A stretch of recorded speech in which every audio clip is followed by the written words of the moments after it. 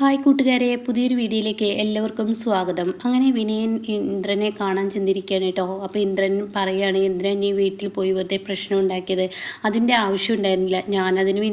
ഞാനതിന് ഒരു പ്രശ്നം ഉണ്ടാക്കിയില്ല ഇന്ദ്ര. അതിന് അവരോട് കാര്യങ്ങൾ സംസാരിച്ചു. അക്കൂട്ടത്തിൽ സുശീലാൻറ്റി ഇതെല്ലാം കേട്ടു. ഇനിയിപ്പോൾ അമ്മയ്ക്ക് ഇത് മതി സംസാരത്തിനിടയുണ്ടാക്കാൻ. എന്തിനാ വെറുതെ ഇന്ദ്ര? അതിനിപ്പോൾ ഇത്രമാത്രമൊന്നും പറഞ്ഞില്ല. നിൻ്റെ അമ്മയ്ക്ക് ഏകദേശം എന്താ പറയുക, മക്കളെല്ലാവരും കൂടി പുറത്താക്കി അടുപ്പൊക്കെ വെച്ച് അവിടേക്ക് കൂട്ടുന്നത് ആളുകൾ എന്താ പറയുക, എൻ്റെ അമ്മ അങ്ങനെ ചെയ്യുന്നത് ഞങ്ങളെന്ത് ചെയ്യാനാണ്. പക്ഷെ ആളുകൾ പറയുക മക്കൾ പുറത്താക്കി എന്നുള്ള ആ പറച്ചിലായിരിക്കും. ഓ, എൻ്റെ അമ്മ അതിനു വേണ്ടിയാണ് അത് ചെയ്യുന്നതെങ്കിൽ എന്ത് ചെയ്യും? അതിനൊരു വഴിയേ ഉള്ളൂ. അമ്മയെ ഭ്രാന്താണെന്ന് പറഞ്ഞ് സെല്ലടക്കുക, അത് അത്രയെങ്കിൽ ഇന്ദ്രന് സുഖിക്കില്ല കേട്ടോ. എന്നാലും ഇന്ദ്രൻ അവിടെ സമാധാനത്തോടു കൂടി തന്നെ സംസാരിക്കണേ. എന്നിട്ട് വിനയനോട് പറയണേ, വിനയ, ചില ആളുകൾ അങ്ങനെ ഒരുങ്ങിക്കഴിഞ്ഞാൽ നമുക്ക് തടയാനൊന്നും കഴിയില്ല. അപ്പോൾ ആളുകൾ എന്ത് കണക്കാക്കിയാലും നമ്മുടെ വീട്ടിൽ സംഭവിക്കുന്നത് നമുക്കറിയാലോ. അതുകൊണ്ട് പ്രത്യേകിച്ചൊന്നും ചെയ്യാനില്ല. പിന്നെ വിനയ, എൻ്റെ അടുത്ത് ക്യാഷും കാര്യങ്ങളും ഒന്നും തന്നെ ഇല്ല. നീ ഇപ്പോൾ ഈ വണ്ടിക്ക് പെർമിറ്റ് എടുത്ത് പെട്ടെന്ന് ടാക്സി ഓടാനുള്ള ഒരു പരിപാടി ചെയ്തിക്കോ. അയ്യോ, അതൊക്കെ വലിയ നുറുമ്പ് പണിയാണ്. എനിക്കൊന്നും അതിനോട് താല്പര്യമില്ല. ഞാനേ വിചാരിച്ചത് നിങ്ങളുടെ ട്രാവൽസിലാണെങ്കിൽ അങ്ങനെയൊക്കെ ഓടാമെന്നാണ്. പക്ഷേ ടാക്സി പെർമിറ്റൊക്കെ എടുക്കാൻ അത് വലിയ ബുദ്ധിമുട്ടാണ്. അത് എടുക്കുന്നില്ല. എന്നാൽ പിന്നെ നീ വേറെ എന്തെങ്കിലും വഴി നോക്കോ. പിന്നെ എനിക്കിതൊക്കെ എടുത്ത് ഓടണമെന്ന് താല്പര്യമൊന്നുമില്ല. ഞാൻ ചിരുവും മക്കളും ഒന്ന് ഇങ്ങോട്ടേക്ക് വരുന്നത് വരെയുള്ള ആ ഒരു കാട്ടിക്കുട്ടൽ കാട്ടാനാണ് അവരെ ഇങ്ങോട്ടേക്ക് എത്തിയിരിക്കണം. കുറച്ച് ആർഭാടാണെന്ന് കൂട്ടിക്കോ. അതിന് വേണ്ടിയാണ് ഞാൻ വണ്ടി എടുത്തത്. ആളുകളുടെ ഇടയിൽ ഒരു നിലയും വിലയൊക്കെ എനിക്ക് കിട്ടണമെങ്കിൽ ഒരു വണ്ടിയൊക്കെ എടുക്കണം. അതുകൊണ്ടാണ് ഞാൻ ഇത് എടുത്തത്. പിന്നെ അത് കഴിഞ്ഞാൽ ഞാനങ്ങ് വിൽക്കുകയും ചെയ്യും. അപ്പോൾ ഈ EMI അടച്ചിട്ടൊന്നും എടുക്കണ്ടല്ലോ എന്ന് കരുതിയാണ് ഞാൻ ഇങ്ങനെ വന്നത്. അപ്പോൾ നീ പറഞ്ഞു വരുന്നത് എന്താ? അല്ല ഇന്ദ്ര, എനിക്കൊരു 2 ലക്ഷം രൂപ നിന്ന് നീ സഹായിക്കുമെങ്കിൽ തീർച്ചയായും ഇതൊരു കാര്യത്തിൽ പെട്ടേനെ. അത് കേട്ടോടെ തന്നെ ഇന്ദ്രൻ പറയണേ, ഞാൻ 1.5 ലക്ഷം നിന്നെ സഹായിച്ചത് തന്നെ എൻ്റെ ക്യാഷ് ഉണ്ടായിട്ടൊന്നുമല്ല. അതിൻ്റെ ആ ഒരു ഇടപാട് നടത്താൻ ഇപ്പോൾ ഞാൻ ബുദ്ധിമുട്ടുകയാണ്. അതൊക്കെ ഷോർട്ടേജാണ്. അപ്പോൾ അതുകൊണ്ട് തന്നെ എനിക്ക് ഇനി ക്യാഷ് ഒന്നും തരാനില്ല. നീ ഒരു പണി ചെയ്തോ, നീ ഇത് ഓടിയിട്ട് ഇത് എടുക്കേണ്ട വിനയ. ഇതൊക്കെ ഒരു തൊരടിപ്പണിയാണ്. പിന്നെ ചീരവും മക്കളും കഴിഞ്ഞാൽ നീ വിൽക്കുമെന്ന് പറയുന്നവർ വന്നു കഴിഞ്ഞാൽ അപ്പോൾ എനിക്ക് ഈ വണ്ടിക്ക് ഇപ്പോൾ മേടിച്ച വില ഒന്നും കിട്ടില്ല. 75,000 നഷ്ടം വരും. അതൊക്കെ എനിക്കറിയാം. പക്ഷെ ആളുകളുടെ ഇടയിൽ ഒരു നിലയും വിലയൊക്കെ കിട്ടാൻ വേണ്ടി വണ്ടി എടുക്കണം. അതാണ് ഞാൻ ചെയ്തത്. അപ്പോൾ 75,000 നഷ്ടമായിക്കോട്ടെ. എന്നാൽ ഞാനൊരു ഐഡിയ പറയട്ടെ. അപ്പോൾ ഇന്ദ്രൻ ചോദിക്കുക, എന്ത് ഐഡിയ? അത് ഈ വണ്ടി എനിക്ക് നീ 2 ലക്ഷം രൂപ തന്നാൽ മതി. ഈ വണ്ടി ഞാൻ നിനക്ക് തന്നെ മക്കൾ വന്നു കഴിഞ്ഞാൽ തിരിച്ചു തരാം. നിനക്ക് ഏതായാലും വണ്ടി ഇല്ലല്ലോ. അപ്പോൾ അതെല്ലാം നല്ല കാര്യം. എനിക്ക് അവരുടെ മുന്നിൽ ആളാവുകയും ചെയ്തു. അപ്പോൾ അത് ചെയ്തുകൂടെ എന്ന് ചോദിക്കുമ്പോൾ, അയ്യോ വിനയ, 2 ലക്ഷത്തിന് വണ്ടി പോയിട്ട് ഒന്നും എടുക്കാനുള്ള കപ്പാസിറ്റി ഒന്നും എൻ്റെ കയ്യിലില്ല. അപ്പോൾ അതുകൊണ്ട് തന്നെ നീ ഇത് എന്തെങ്കിലും ചെയ്തോ. എന്നാൽ എനിക്കൊരു പലിശക്കാരനെ കാണിച്ചു തരുമോ? എന്താ വിനയ നീ പൊട്ടത്തരം വിളിച്ച് പറയുന്നത്? പലിശക്കാരനെ കാണിച്ചു തന്നാൽ പലിശ അടക്കുന്നതിനേക്കാൾ കുറവല്ലേ EMI? അതല്ലേ നല്ലത്. അപ്പോൾ അത് ചെയ്താൽ പോരെ. അത് കേട്ടോടെ തന്നെ വിനയ അവിടെയും പെട്ടു കേട്ടോ. അല്ല, ഇപ്പോൾ ഞാനിപ്പോൾ എന്താ ചെയ്യുക? ഇനിയിപ്പോൾ 2 ലക്ഷം രൂപ കിട്ടാൻ എനിക്കാണെങ്കിൽ ഈ വണ്ടി വേണം എന്നൊക്കെ പറയുമ്പോൾ നീ ഒരു പണി ചെയ്യുമോ? എൻ്റെ മുന്നിൽ ഇപ്പോൾ ആകെ ഒരു നിനക്ക് കാണിച്ചു തരാൻ പറ്റിയ വഴി ദാസങ്ങളിനോട് നീ ചെന്ന് ചോദിച്ചു നോക്കുക. അവരെന്തെങ്കിലും തന്ന് സഹായിച്ചെങ്കിലും എന്ന് പറഞ്ഞിട്ട് വിനയനെ പതിയെ ഇന്ദ്രൻ ഒഴിപ്പിച്ച് വിടുകയാണ് കേട്ടോ. പക്ഷേ വിനയൻ നേരെ പോകുന്നത് മാഷിൻ്റെ അരികിലോട്ടാണ്. അങ്ങനെ മാഷിനോട് വണ്ടിയൊക്കെ കാണിച്ചു കൊടുത്ത് എങ്ങനെയുണ്ടെന്ന് ചോദിക്കുമ്പോൾ മാഷ് പറയണേ, എനിക്ക് വണ്ടിയെക്കുറിച്ച് പ്രത്യേകിച്ചൊന്നും അറിയില്ല, അതാണ് എന്നൊക്കെ പറയണേ. എന്തായാലും നീ അകത്തോട്ട് കയറി വാ എന്നൊക്കെ പറയണേ. അപ്പോൾ അച്ഛാ, ഞാൻ ഈ വണ്ടി എടുത്തു. മാത്രമല്ല അമ്മ, ലംബോദരങ്ങൾ അങ്ങനെ എല്ലാവരും ആവശ്യപ്പെട്ടിട്ടാണ് ഈ വണ്ടി എടുത്തത്. ചീരു മക്കളൊക്കെ വരുമ്പോൾ ഇനി ഒരു വണ്ടി ഇല്ലാതെ യാത്ര ചെയ്യാൻ പറ്റത്തില്ല എന്ന അമ്മയുടെയൊക്കെ അഭിപ്രായം. അതുകൊണ്ട് ഞാനൊരു വണ്ടി എടുത്ത് കാണുമ്പോൾ കുഴപ്പമില്ല, നല്ലൊരു വിലയിലാണ് എനിക്ക് കിട്ടിയത്. ഇങ്ങനെ ഒരു ലാഭത്തിൽ ആർക്കും വണ്ടി കിട്ടില്ല. അതൊക്കെ എൻ്റെ മോൻ്റെ ഭാഗ്യമായിരിക്കില്ലേ എന്നൊക്കെ പറയുമ്പം ആണ് എന്നൊക്കെ പറഞ്ഞിട്ട് ഇങ്ങനെ മാഷ് വിളിച്ച് കയറ്റിയാണ്. അങ്ങനെ മാനവും അതൊക്കെ അകത്ത് നിന്ന് കേൾക്കുന്നുണ്ട് കേട്ടോ. എന്നിട്ട് വിനയം പറയണേ, ഞാൻ ഇന്ദ്രനെ ചെന്ന് കണ്ടു. ഇന്ദ്രനോട് 2 ലക്ഷം രൂപ ചോദിച്ചു. എൻ്റെ അമ്മയുടെ FD എടുത്തിട്ട് വണ്ടി എടുത്തോ എന്നാണ് എൻ്റെ അമ്മ പറഞ്ഞത്. പക്ഷേ ഇപ്പോൾ എന്താ ഉണ്ടായെന്ന് വെച്ചാൽ അമ്മയുടെ FD തീരാൻ ഇനിയും 2 മാസം കൂടി ഉണ്ട്. അപ്പോൾ FDയുടെ പണം നഷ്ടമാവില്ലേ? അപ്പോൾ അങ്ങനെ ഒരു നഷ്ടത്തിൽ എടുക്കണ്ട. അപ്പോൾ ഈ സമയം ഇതിങ്ങനെ ഒത്തു വന്നപ്പോൾ ഞാനിപ്പോൾ കരുതിയത് അമ്മയുടെ FD കിട്ടിയാൽ ആ പണം ആർക്കാണെങ്കിൽ തിരിച്ചു കൊടുക്കുക. അപ്പോൾ കടമായിട്ട് ആരെങ്കിലും കിട്ടുമെന്ന് കരുതിയിട്ടാണ് ഇന്ദ്രൻ്റെ അരികിലോട്ട് പോയത്. പക്ഷേ ഇന്ദ്രൻ തന്നില്ല. അപ്പോൾ ഈ സമയം ഇന്ദ്രൻ്റെ ഇല്ലാഞ്ഞിട്ടായിരിക്കും, അവൻ്റെ ബുദ്ധിമുട്ട് കൊണ്ടായിരിക്കും എന്നൊക്കെ എന്നെ പറയണിട്ടോ. അതൊക്കെ ശരിയാണ്, ഇന്ദ്രൻ്റെ ബുദ്ധിമുട്ട് കൊണ്ടൊന്നിനായിരിക്കും. പക്ഷേ എന്നോട് ഇന്ദ്രൻ പറഞ്ഞു ദാസങ്ങളിനോട് ചോദിച്ചോ എന്ന്. അത് കാരണം ഞാൻ ദാസങ്ങളുടെ അടുത്ത് വന്നതാണ്. പക്ഷേ ഞാൻ ദാസങ്ങളിനോട് ചോദിച്ചാലെന്ന് ദാസങ്ങൾ എനിക്ക് തരില്ല.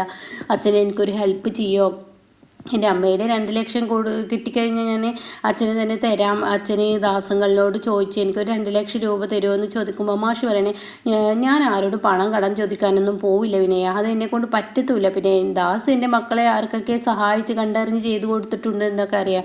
പിന്നെ നീ ഒരു കാര്യം ചിന്തിക്കണം, ബിസിനസ് കാര്യത്തിന് 2 ലക്ഷം കൊടുക്കുന്നത് പോലെയല്ല നിൻ്റെ ഇക്കാര്യത്തിന് പൈസ കൊടുക്കുന്നത്. അത് നീ ഒന്ന് ആലോചിച്ച് നോക്കിയാൽ നിനക്ക് അപ്പം അതിൻ്റെ കാര്യങ്ങൾ മനസ്സിലാവും എന്നൊക്കെ ഇങ്ങനെ പറയാൻ കേട്ടോ. അത് കേൾക്കുന്ന വിനയ, അതൊക്കെ അറിയിച്ചാൽ എനിക്കതറിയാം, പക്ഷെ എൻ്റെ ആവശ്യമല്ലേ, അപ്പോൾ അതുകൊണ്ടാണ് എനിക്ക് 2 ലക്ഷം അമ്മയമ്മാവനൊക്കെ പറയുമ്പോൾ ഞാൻ പിന്നെ എന്താ ചെയ്യുക. അപ്പോൾ അതുകൊണ്ടാണ് ഞാൻ ഈ 2 ലക്ഷം രൂപ ദാസങ്ങളിലോട് മേടിച്ച് തരുമെന്ന് ചോദിച്ചത്. എന്നെക്കൊണ്ട് പറ്റത്തില്ല, പിന്നെ എന്നെക്കൊണ്ട് പറ്റാവുന്ന ഒരു സഹായം, എൻ്റെ കയ്യിൽ ആകെ 2 ലക്ഷം രൂപ കിടക്കുന്നുണ്ട്, അത് തരാം. പിന്നെ അങ്ങനെ ആയാലും മതി, എനിക്കത് തന്നാലും മതി, 2 മാസം കഴിഞ്ഞ് അച്ഛന് ഞാനത് തിരികെ തരാമെന്ന് പറയാം കേട്ടോ. ഇത് കേൾക്കുന്ന ഭാനം, ഇവനെ ആള് കൊള്ളാം, ഇന്ദ്രനെ കരുവാക്കി ഇവൻ കളിക്കുകയാണ് എന്നിങ്ങനെ മനസ്സുകൊണ്ട് ചിന്തിക്കുന്നുണ്ട്. അങ്ങനെ അവിടെ നിന്ന് പോവുകയാണ്. ഞാൻ എൻ്റെ പൈസ എടുത്തിട്ട് എന്നെ വിളിക്കാമെന്ന് പറഞ്ഞിട്ട് പറഞ്ഞു വിടുകയാണ് വിനയനെ. അങ്ങനെ ഈ സമയം ഭാനമ്മ ചോദിക്കണേ, എന്താ മാഷെ നിങ്ങളെ കാണിച്ചത്, ഇവൻ പറയുന്നതിൽ 100% ശരിയുണ്ടാവുള്ളൂ, ബാക്കിയെല്ലാം നോണയാണ്, അവൻ്റെ മിടുക്കാണ്, അവൻ്റെ കാര്യം നടക്കാനുള്ള ആ മിടുക്കത്തരം കാണിക്കുകയാണെന്നൊക്കെ പറയുമ്പോൾ അതൊക്കെ എനിക്കും അറിയാം, അവനെ കള്ളനാണെന്ന് എനിക്കും നന്നായിട്ട് അറിയാം. പക്ഷേ എൻ്റെ ചീരുമോളുടെ ഭർത്താവായി പോയില്ല, അവൻ എൻ്റെ മുന്നിൽ ചീരു ഇതറിഞ്ഞാൽ ഒരിക്കലും അനുവദിക്കില്ല, ചീരുവിന് ഇതൊന്നും ഇഷ്ടപ്പെടില്ല, അപ്പോൾ അതുകൊണ്ട് തന്നെ കൊടുക്കേണ്ട എന്നൊക്കെ പറയുമ്പോൾ ഞാൻ കൊടുത്തതിന് ഭാനമ്മ വേറൊരു ലക്ഷ്യമുണ്ട്, എൻ്റെ മകളുടെ പ്രസവ ചെലവിന് ഞാൻ 2 ലക്ഷം മാറ്റി വെച്ചിരുന്നു. അപ്പോൾ എൻ്റെ അവനെയാണ് ചിലവാക്കിയത്, പക്ഷേ എൻ്റെ മകളുടെ ആ പണം തിരിച്ചു കൊടുക്കുക എന്നുള്ള ആ ഒരു ഇതോടു കൂടിയാണ്. അപ്പോൾ മാഷിന് പൈസ കിട്ടുമോ, അതൊന്നും കിട്ടില്ല എന്ന് പറയാം. അതുകൊണ്ട് തന്നെയാണ് എൻ്റെ മകളുടെ പ്രസവ ചെലവ് അവൻ നടത്തേണ്ട, എൻ്റെ കുഞ്ഞിൻ്റെ പണം ഞാൻ അവന് തിരികെ നൽകുന്നു എന്ന ആ ഒരു ഇതിലോട്ട് ഞാൻ കണക്കാക്കുമെന്ന് പറയാൻ കേട്ടോ. എന്തായാലും ആലോചിച്ച് ചെയ്താൽ മതിയെന്നും പറയുന്നുണ്ട്. ഇതേ സമയം ഇങ്ങനെ ഇവരെയാണ് കാണിക്കുന്നത്, അതായത് വിനയൻ്റെ വീട്ടിൽ ചെന്നിട്ട് കാര്യങ്ങൾ പറയാണ്. അപ്പോൾ എന്താ നീ പറയുന്നത്, മാഷിനോട് കടം ചോദിക്കുക, ഞങ്ങൾ കടം ചോദിച്ചാലേ, ഞാൻ ദാസങ്ങളിനോട് കടം ചോദിച്ച് തരുമെന്നാണ് ചോദിച്ചത്, പക്ഷെ അത് മാഷിനോട് ചോദിച്ചിട്ടില്ലല്ലോ, അച്ഛനോട് ഞാൻ എങ്ങനെ ചോദിക്കാനാണ്, മാഷ് ഇങ്ങോട്ടേക്കല്ലേ പറഞ്ഞത് എന്നൊക്കെ എങ്ങനെ പറയണം, എന്നാലും നീ ചെയ്യരുതായിരുന്നു നമുക്കങ്ങനെ തൻ്റെ അമ്മയും അമ്മാവനും ഉപദേശിക്കണം. എന്തായാലും നീ വാ, ഭക്ഷണം കഴിച്ചിട്ട് എന്തായാലും നീ ഈ വണ്ടി ഓടാൻ നോക്കുക, അയ്യോ വണ്ടി പെർമിറ്റൊക്കെ എടുത്ത് ഓടി വരുമ്പോഴത്തേനും 1 മാസം 1.5 മാസമൊക്കെ പിടിക്കും, അപ്പോൾ ഈ വണ്ടി എനിക്ക് നഷ്ടമാവും, പെർമിറ്റൊക്കെ കിട്ടണമെങ്കിൽ അതൊക്കെ ബുദ്ധിമുട്ടുള്ള കാര്യമാണ്, എന്തായാലും ഞാൻ ഓടും, എന്തായാലും നീ ജീവിച്ചാൽ നിനക്ക് നന്നാ, അല്ലെങ്കിൽ നിൻ്റെ കഷ്ടകാലം എന്നൊക്കെ പറഞ്ഞിട്ട് അവിടെ നിന്ന് പോവുകയാണ്, ഭക്ഷണം കഴിക്കാൻ വാ എന്ന് പറഞ്ഞിട്ട് പോവുകയാണ്. ആ സമയം കാണാൻ ലതികയോട് ലംബോദരൻ പറയുന്നത്, ഇതിൻ്റെ പിറകിൽ എന്തോ ചുറ്റിക്കളിയുണ്ട്, ഇതൊന്നും അന്വേഷിക്കേണ്ടിയിരിക്കുന്നു, എന്തായാലും അവൻ വരുന്നു, മിണ്ടാണ്ടിരിക്കുമെന്ന് ലതികയും പറയുന്നുണ്ട്. പിന്നീട് ലതിക ഭക്ഷണം കഴിക്കാൻ വാ, ഞാനെന്തായാലും എൻ്റെ പണി നോക്കി പോട്ടെ, ഞാൻ കുറച്ച് കഴിഞ്ഞിട്ട് വരാമെന്ന് പറയുന്നുണ്ട്. പിന്നീട് കാണിക്കുന്നത് ദയാണ്, എങ്ങനെ ഇരുന്ന് ഭക്ഷണം കഴിക്കുക. അപ്പോൾ ചീരു അങ്ങോട്ടേക്ക് വരികയാണ്, രഘു ആണെങ്കിൽ പുറത്ത് ഫോണിൽ സംസാരിക്കുകയാണ്. ആ സമയം ഉടൻ തന്നെ ചീരു വരുമ്പോൾ അമ്പിളി ചോദിക്കുക, നീ എന്തിനും അങ്ങോട്ടേക്ക് വന്നാൽ, എനിക്കുള്ള ഭക്ഷണം അങ്ങോട്ടേക്ക് എടുത്തു വരികയായിരുന്നല്ലോ, അത് വേണ്ട ചേച്ചി, കുറേ ദിവസമായി റൂമിലിരുന്ന് കഴിക്കുന്നു, മടുത്തു തുടങ്ങി, ഞാൻ ഇവിടെ ഇരുന്ന് കഴിക്കട്ടെ എന്ന് പറയണ, ആയിക്കോട്ടെ എന്ന് പറയണേ. അപ്പോൾ ഈ സമയം രഘുവേട്ടൻ എവിടെയെന്ന് ചീരി ചോദിക്കുന്നുണ്ട്. ആ സമയം ദയ പറയണേ, ഒരു ഫോൺ വന്നിട്ട് പോയതാണെന്ന് പറയണേ. ആ സമയം അമ്പിളിയെ എങ്ങനെ നോക്കുകയാണ് ചിരു, നീ എന്തിനാ എന്നെ നോക്കുന്നത്, ഫോൺ വന്ന് പോവുക, എന്താ ആയിക്കോട്ടെ, ഞാൻ മറ്റുള്ളവരുടെ കാര്യത്തിൽ ഇനി ഇടപെടാറൊന്നുമില്ല, ഞാൻ എൻ്റെ കാര്യം നോക്കി നടക്കുകയെന്ന് അമ്പിളി പറയാം. അപ്പോൾ ആ സമയം ശരി, ഞാൻ ദയോട് പറഞ്ഞോളാം, ആ ചിരു ഉണ്ട്, ചിരുവിന് കുഴപ്പമൊന്നുമില്ല, എന്തായാലും ഞാൻ അവരോട് പറഞ്ഞോളാം എന്നൊക്കെ പറഞ്ഞിട്ട് രഘു കൂടെ കടന്നു വരിക.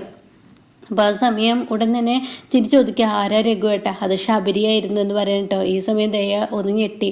ഉടൻ തന്നെ ശബരിയുടെ വീട്ടുകാരോട് കാര്യം അവതരിപ്പിച്ചു. അപ്പോൾ ദയ പറയുന്നത്, എന്ന് വിശേഷമായി, ഇതിപ്പോൾ നാളെ എല്ലാവരും കെട്ടും പ്രമാണമൊക്കെ എടുത്ത് ഇങ്ങോട്ടേക്ക് വരുന്ന കാഴ്ചയായിരിക്കും. അപ്പോൾ ഉടൻ തന്നെ രഘു പറയണേ, നീ വിചാരിക്കുന്ന പോലെയല്ല, എല്ലാവരോടും ഒന്നും പറഞ്ഞിട്ടില്ല, ഈ പറയുന്ന ശബരിയുടെ അച്ഛനോട് മാത്രമേ പറഞ്ഞിട്ടോ. അങ്ങേരോട് പറഞ്ഞാൽ പിന്നെ എല്ലതുമായി, അങ്ങേര് പറയും ആ കുട്ടിയെ കളയാൻ പാടില്ല, അത് പാപമാണ്, അങ്ങനെയാണ് ഇങ്ങനെയാണെന്നൊക്കെ പറഞ്ഞിട്ട് അങ്ങേറ് കുറേ വിളമ്പിയിട്ടുണ്ടാവും, അതുകൊണ്ട് അതാ നടക്കുക. അപ്പോൾ രഘു പറയണേ, നീ വിചാരിക്കുന്നത് പോലെയല്ല ദയേ, ശബരിയുടെ അച്ഛനോട് കാര്യങ്ങൾ പറഞ്ഞപ്പോൾ ശബരിയുടെ അച്ഛൻ എന്താ പറഞ്ഞെന്നറിയോ, അവൾക്ക് ഇഷ്ടമില്ലാത്ത കുഞ്ഞാണെങ്കിൽ അത് കളഞ്ഞേക്ക് എന്നാണ് പറഞ്ഞത് എന്ന് പറയട്ടോ. ഇത് കേൾക്കുന്ന ദയക്ക് വിശ്വസിക്കാനാവുന്നില്ല, ഞെട്ടലോടുകൂടി ദയ നിൽക്കുകയാണ്. അപ്പോൾ ഈ സമയം ദയയുടെ ആ നൃത്തം ഉടൻ തന്നെ എന്താ ഈ പറയുന്നത്, അതേ ഇത് കളയാനാണ് പറഞ്ഞത്. അപ്പോൾ ശബരി നാളെ എന്നാണ് ഇപ്പോൾ ഇത് കളയാൻ വരുന്നത്, ഇത് പെട്ടെന്ന് ആവണ്ടേ രഘുവേട്ടാ, കാരണം ഒരു ദിവസവും ചെല്ലുന്നവർ കളയാൻ പറ്റാത്ത അവസ്ഥ വരും എന്നൊക്കെ ഇങ്ങനെ ചീര് പറയുമ്പോൾ ഉടൻ തന്നെ നാളെ തന്നെ ശബരി ഇങ്ങോട്ടേക്ക് വരാമെന്നാണ് പറഞ്ഞത് എന്ന് പറയാം കേട്ടോ. ഇതേ സമയം ദയക്ക് പറയാൻ വാക്കുകളിൽ അത്രയും സന്തോഷം കൊണ്ട് നിൽക്കുകയാണ്. അപ്പോൾ ഈ സമയം എന്താ ചെയ്യുക ഇവരോട് ചിരി ചോദിക്കുകയല്ലടി നമ്മുടെ അച്ഛനോട് ഈ വിവരം അറിയിക്കണ്ടേന്ന് ചോദിക്കാൻ. അത് കേട്ടോടെ തന്നെ ദയ പറയണത് അത് വേണ്ട, അച്ഛനോട് വിവരം അറിയിക്കണ്ട, അച്ഛന് പിന്നെ അത് സങ്കടമാവും, ഒരു കുഞ്ഞിനെ കൊന്നു എന്നുള്ള സങ്കടം അച്ഛന് വരും, അത് വേണ്ട, അച്ഛനെ അറിയിക്കണ്ട എന്ന് പറയണ്ട. ആ സമയം അമ്പിളി പറയണത് ശരിയാണ്, അച്ഛനെ അറിയിച്ച അച്ഛന് വിഷമാവും, അച്ഛനെ അറിയിക്കേണ്ടതെന്ന് അമ്പിളി പറയണം. അപ്പോൾ ചിരി പറയണത് എനിക്കിതിനോട് അത്ര യോജിപ്പില്ല, എനിക്ക് അംഗീകരിക്കാൻ കഴിയില്ല എന്ന് പറയട്ടോ. രഘുവേട്ടൻ്റെ അഭിപ്രായം എന്താണ്? ഞാൻ ഇക്കാര്യത്തിൽ ആരുടെ അഭിപ്രായം പറയാൻ നിൽക്കുന്നില്ല. ഇവളുടെ ഒരു പ്രശ്നം വന്നപ്പോൾ ഞാൻ അതിൽ ഇടപെട്ടു. പക്ഷേ അച്ഛനെ അറിയിക്കുക, അമ്മാവനെ അറിയിക്കുക, അതൊക്കെ നിങ്ങളുടെ തീരുമാനങ്ങളാണ്, അത് നിങ്ങൾ ചെയ്യേണ്ടതാണ്. അപ്പോൾ രഘുവട്ടം അറിയിക്കുമോ എന്ന് ദയ ചോദിക്കണേ. ഇല്ല, ഞാൻ നിങ്ങൾ പറയാതെ ഞാൻ ആരെയും അറിയിക്കാൻ പോകുന്നില്ല എന്ന് രഘുവും പറയുന്നുണ്ട് കേട്ടോ. ഇതേ സമയം ഭാനുമ്മ ചെറുതായി മാഷിനോട് പറയുന്നുണ്ട്, പിന്നെ ഒരു കാര്യം പറയാനുണ്ട്, ഇവിടെ ഇന്ന് മജാടിയെ കൂട്ടാൻ ഇന്ന് ഫ്രണ്ട് വന്നിരുന്നു, അത് ഇന്ദ്രൻ കണ്ടിരിക്കുന്നു, ഇന്ദ്രൻ പറഞ്ഞിട്ട് അറിയുമ്പോൾ ഞാൻ പറഞ്ഞത് അറിയാത്തതായി മാഷിന് തോന്നില്ലേ, അതുകൊണ്ട് മാഷിനോട് പറയാട്ടോ എന്ന് പറയുന്നുണ്ട്. അപ്പോൾ മാഷ് പറയുന്നുണ്ട്, അപ്പോൾ തീർച്ചയായും അവളുടെ അടുത്ത ഫ്രണ്ട് ആരാണെന്ന് കണ്ടെത്തേണ്ടിയിരിക്കുന്നു എന്ന് മാഷും പറയുന്നുണ്ട്. അപ്പോൾ ഇങ്ങനെയൊക്കെ ഒരു എപ്പിസോഡാണ് തന്നിരിക്കുന്നത് കേട്ടോ.